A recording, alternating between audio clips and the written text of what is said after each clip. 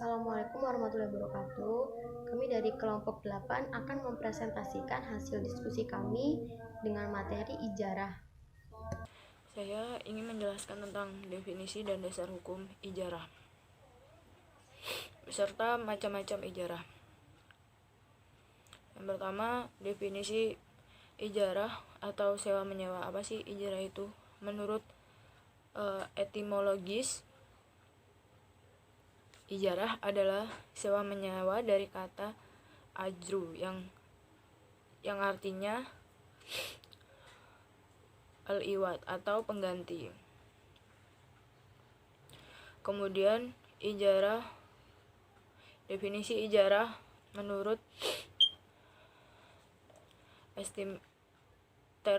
terminologi menurut para ulama fikih. Menurut Syahid Sabik, ijarah suatu transaksi untuk mengambil manfaat dengan jalan memberi gantinya, bisa dibilang dengan barter sih.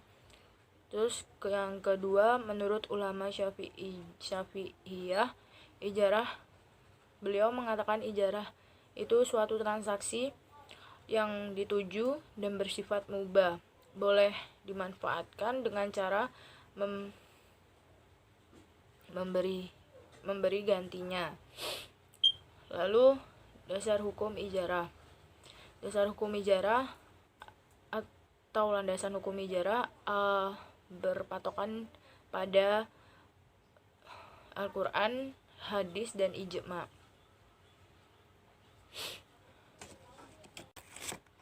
Kemudian dasar hukum ijarah sendiri dalam Al-Quran itu ada pada surat Al-Zukhruf ayat 32. Nanti saya taruh di sini ya. Terus yang kedua itu di dalam surat Al-Qasas ayat 26.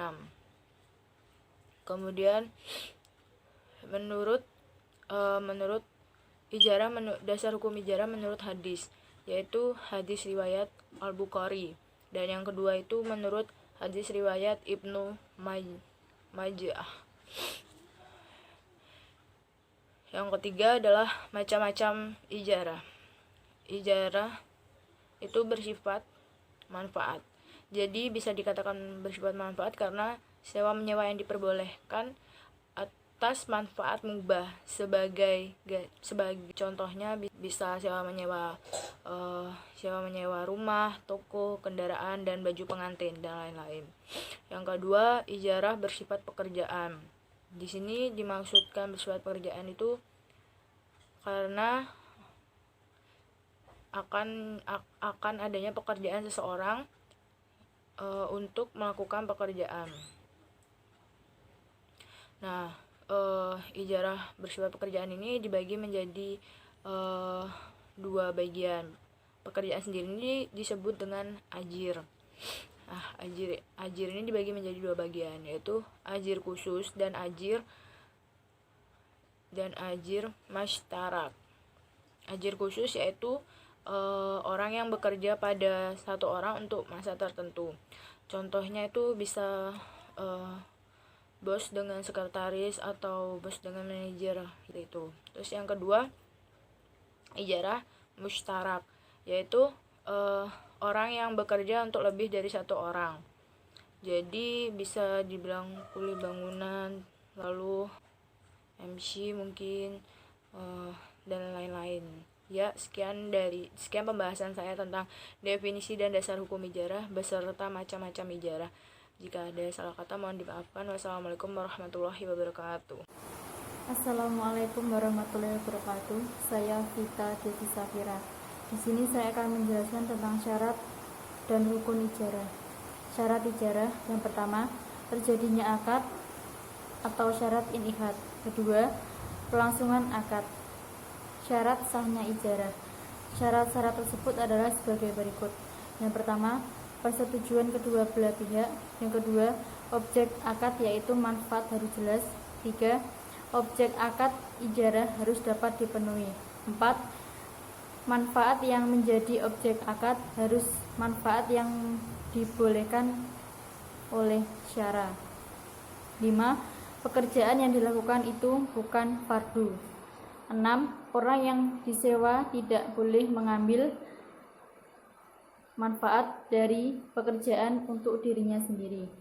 7. Manfaat mahfud alaih harus sesuai dengan dilakukannya akad ijarah. Rukun ijarah. Menurut jumhur ulama, ijarah mempunyai 3 rukun, yaitu 1.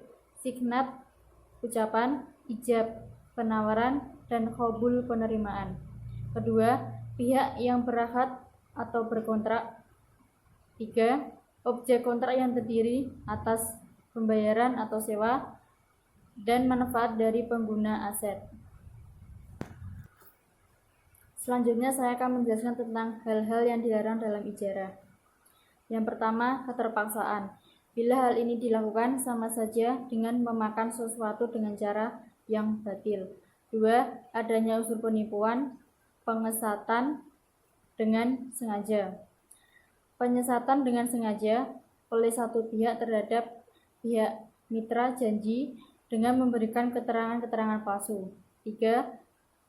Penyamaran cacat objek. 4. Memberikan keterangan-keterangan palsu. 5. Tidak adanya keseimbangan objek dan harga. Assalamualaikum warahmatullahi wabarakatuh. Saya Diah Halimatus Sa'diyah. Di sini saya akan menjelaskan tentang hikmah ijarah. Yang pertama, membina ketentraman dan kebahagiaan. Dengan adanya ijarah akan mampu membina kerjasama antara mu'jir dan mustajir. Dengan diterimanya upah dari orang yang memakai jasa, maka si pemberi jasa juga dapat memenuhi kebutuhan hidupnya.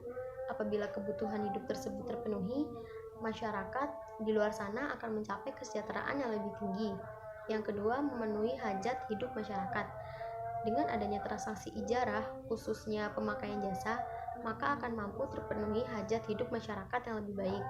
Jadi, ijarah ini juga merupakan akad yang mempunyai unsur tolong-menolong. Yang ketiga, menolak kemungkaran.